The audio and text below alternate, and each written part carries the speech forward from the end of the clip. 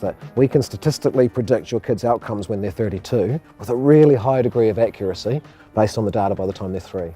So for instance, we can statistically predict how much money your kid's going to be earning when they're 32 years old based on nothing else other than the number of words spoken to them in the dyad between the ages of 0 and 1. I mean, language is the most complex thing your brain does. So the more a baby's spoken to in the first year, probably the brainier they're going to be. It doesn't matter what you speak about. You can be talking about what happened on The Simpsons, because the baby can't understand English anyway. So as long as you're talking to them and engaging them, you're using most of the brain and the data they're gathering as well. This is a complex world. She's making me use most of my brain. I better wire up a really complex brain for this complex world of talking and interacting. It's just a coincidence that the same brain you wire up for talking and interacting is the same brain that's going to do national standards and literacy and numeracy and get qualifications, and it's also the same brain that's going to help you to control your anger and have empathy for other people. So you get all this good stuff by simply talking lots in the first year.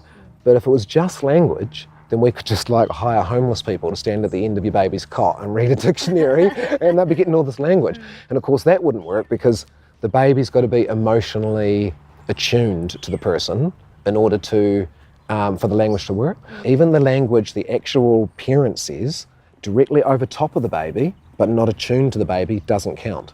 It's only the words that count when you're attuned. Now that people know that and know about the importance of that one-on-one, and all the people that are going, oh, well, like me, that put their children into care in the first year of life and might have been looked after by a roster, could be going now, have I wrecked the kid? So I'd like to finish by going, no, you haven't wrecked the kid. Children are amazingly resilient.